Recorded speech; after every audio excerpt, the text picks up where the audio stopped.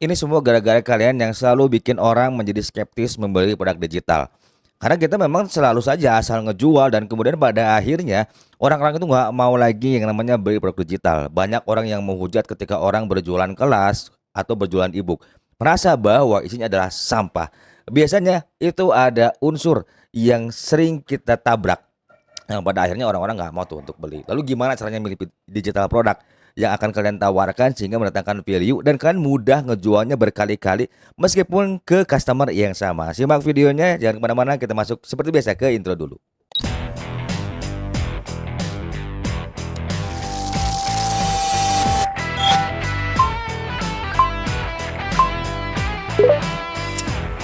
Now you're on Kang Adi Channel. Let's get it on dan pastikan tonton konten ini sampai habis. Assalamualaikum warahmatullahi wabarakatuh. Teman-teman semua, ini menarik sekali. Banyak banget orang yang ngehujat orang-orang yang jualan digital produk, terutama di e-book ya. Itu seringkali mereka merasa tertipu dengan harga yang cukup mahal, tapi ternyata isinya ya mungkin standar-standar aja dan mereka tahu. Nah, yang keduanya ketika kalian berjualan yang namanya e-course, kemudian ada grup pendamping juga, orang seringkali terjerembab ya, karena ketika masuk kelas tersebut tidak jauh isinya hanya ya sebatas seperti grup diskusi biasa, tidak ada yang benar-benar bisa mendatangkan value atau kalau orang bilang daging lah isinya ya.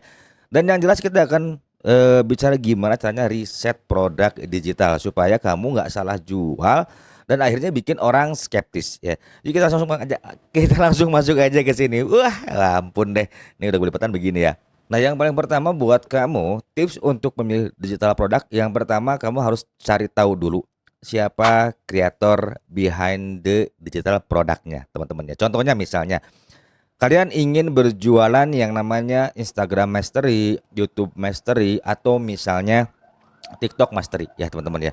Jadi yang paling pertama itu kalian harus cari tahu dulu kreatornya. Misalnya siapa sih karya kreator yang betul-betul expert dengan pengalaman di media sosial yang sudah mumpuni. Sehingga ketika kamu nawarin ke mereka itu satu, personal branding sudah terbentuk, yang kedua marketnya sudah ada. Nah, misalnya kamu mau masuk ke Agus Leo ya, karena beliau tuh seorang apa namanya konten kreator yang di self development. Maaf ya kok kalau salah tolong dikoreksi. Nah, kalian bisa tuh masuk ke yang namanya LinkedIn ya. Jadi di LinkedIn ini banyak banget produk-produk digital yang bisa kalian jualin. Nah, misalnya kalian mau fokus di yang namanya Edutify ya. Jadi seperti ini kita lihat contohnya seperti ini teman-teman ya. Nah, misalnya teman-teman apa namanya mau jadi affiliate di LinkedIn ya teman-teman. Jadi kalau kalian belum nonton, kalian pastikan tonton yang ada di sini ya teman-teman ya. Karena udah dibahas sama Akang kemarin. Nah, jadi kalian bisa lihat nih teman-teman ya. Misalnya kalian itu pengen masarin kelasnya ke Agus Leo. Nah, ini ada yang namanya Edutify. Kok tahu Kang namanya Edutify? Karena Akang sempat ikut webinarnya dan juga Akang sempat ikut kelasnya ya teman-teman ya gitu yang digital 1%. Jadi itu keren banget karena ada apa namanya MRR-nya juga ya teman-teman ya. Nah, jadi kalian di sini bisa banget tuh apa namanya? Ya kepencet, sorry. Jadi kalian bisa namanya mulai tuh sortir dari yang namanya kreatornya dulu. Jadi kreatornya ini tuh teman-teman ya, dia istilahnya sudah terbukti ya, sudah approval banget ya. Sudah approval kenapa? Karena satu, subscribernya banyak, personal brandnya terbentuk, dan kemudian isi materinya pun daging semua. Nah, kalian misalnya bisa ambil dulu kelasnya seperti ini. Kalau misalnya kalian ada rezekinya. Sebenarnya apakah ini termasuk sampel? Beli fit or not yang namanya affiliate itu pasti butuh yang namanya sampel. Kalau enggak ya kan harus expert di bidang itu ya teman-teman ya. Ketika kalian misalnya tidak bisa produksi satu ebook atau satu kelas, kalian mesti expert di bidang itu. Contoh misalnya kalian expert di pengembangan akun Instagram. Nah, kalau kalian mau jualan kelas orang, misalnya di affiliatein kelas orang, ya berarti kan harus expert gimana caranya orang bisa viral di Instagram. Nah, ini kan sudah jelas ya, Edutify itu punya Ko Agus Leo. Nah, ketika kalian iklankan ini teman-teman ya, jadi orang itu akan tahu, oh ternyata Ko Agus Leo itu yang ada di YouTube ya, pembahasannya misalnya mengenai A B C D F G H. Jadi ini adalah jalan teraman meskipun harga kelasnya misalnya mahal, itu nggak akan jadi masalah buat para audiens. Karena kalau kalian misalnya asal jual, kan sering banget ikut kelas yang harganya ratusan ribu dibandingkan dengan harga kelas yang di atas 500 ribu, itu jauh berbeda. Terlebih kalau sudah masuk grup itu apa namanya mentoringnya lebih kece. Tapi ada juga yang bayarnya 500 ribu, mentoringnya nggak kece, ada juga. Apakah akan pernah kejeblos? Pernah banget, sering malah teman-teman ya. Jadi yang jelas kita akan lihat siapa di balik kreator itu. Nah, kalau misalnya kreator tersebut adalah sudah orang-orang yang apa ya, terbangun trustnya, kemudian sudah bisa berpengalaman, itu nggak usah ragu lagi buat kalian pasarin. Nah, dengan begitu kalian tuh bisa banget yang namanya mendapatkan cuan dari produk digital affiliate ya teman-teman. Jadi ini yang pertama. Nah, yang kedua yang harus kalian lakukan adalah dimana ketika kalian misalnya mau menawarkan produk yang namanya coaching atau mentoring. Nah, kalau Akang sendiri, kenapa sih banyak ikut kelas sekarang-sekarang ini, dari mulai yang harganya 99.000 dan yang harganya sampai 1 juta ya, karena kemampuan Akang di situ dulu. Nah, ketika Akang melihat misalnya contoh Akang ngambil kelas Facebook Ads yang harganya 99.000, 149 sampai yang 950.000. Nah, apakah materinya sama? Sama, tetapi ada yang sangat jauh berbeda, yaitu ketika di saat orang menjelaskan.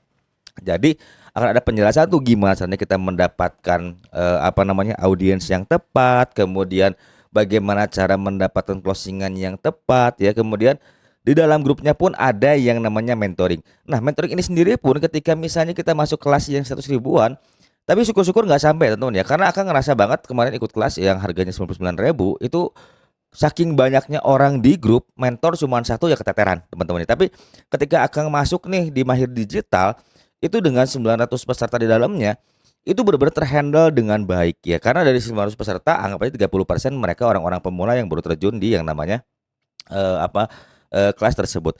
Jadi kalian perlu juga tuh ikut kelasnya supaya apa? Supaya kalian tahu apakah ini bervalue atau tidak. Waduh Kang, kalau itu sama aja dong. Kita beli sampel, bukan beli sampel sih sebenarnya ya teman-teman ya. Lebih cenderung kita mencari validasi dan insight baru ketika kita misalnya mau jual digital produk. Jadi kalau niche kalian adalah content creator ya, kalian bisa ambil kelas content creator ya, bisa ambil kelasnya Ko Agus Leo teman-teman ya.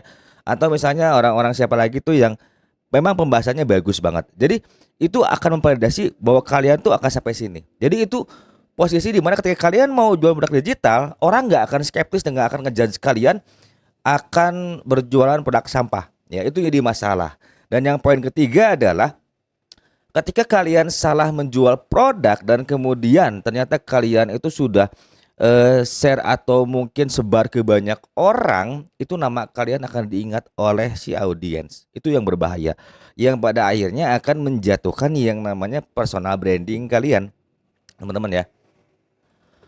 Nah, ketika personal branding itu jatuh dan kemudian pada akhirnya tercoreng, ya sudahlah, jualnya susah lagi. Itu akan terjadi ketika kita berjualan digital produk. Tidak hanya digital produk saja, physical produk pun sama, teman-teman ya. Pengalaman Akang jadi kontraktor di lapangan dari tahun 2022 sampai dari tahun 2013 sampai 2022 itu berusaha menjaga nama baik tuh luar biasa, butuh perjuangan yang sangat luar biasa, teman-teman ya. Nggak gampang. Terkadang ada aja ketika kita ngerasa sudah benar sesuai SOP, kliennya memang ya senangnya black campaign, orangnya memang rese gitu. Ada yang seperti itu. Nah, tetapi kalau kalian misalnya value-nya benar-benar didapatin oleh audiens, ada orang seperti itu pun akan tertampar oleh orang-orang yang merasakan value dari produk-produk digital kalian. Jadi makanya 3 poin tadi yang harus kalian pahami. Jadi kesimpulannya adalah ketika kalian mau jual produk digital, satu, itu pastikan kalian pilih kreator yang tepat, di mana orang-orang yang membuat kelas atau membuat e-booknya. Yang kedua, kalian coba masukin kelasnya sesuai dengan budget kalian supaya apa? Supaya kalian tahu bahwa ini tuh tepat apa enggak. Ya, karena banyak kok kelas-kelas yang murah tapi hasilnya daging, teman-teman ya. Nah, ketika kalian mau ambil kelas mahal, mau jual kelas mahal nggak ada masalah. Yang penting kreatornya itu sudah kredibel banget ya. Yang ketiga, jangan pernah kalian berjualan asal laku karena ingin dapat komisi. Ingat, tidak semua orang punya uang, tidak semua orang itu gampang untuk beli kelas. Ada orang yang selalu berusaha untuk menabung dulu ketika ingin ngambil kelas yang mahal. So, kesimpulannya adalah jangan pernah menjadi orang yang tidak memberikan value bagi orang lain. Karena tahu nggak, yang namanya affiliate itu ketika dipercaya pasti akan ngedatengin yang namanya rezeki tak terduga. Jadi kontennya sampai di sini dulu, pendek aja ya teman-teman ya. Jangan lupa like, subscribe dan juga nyalakan loncengnya. See you in the next video.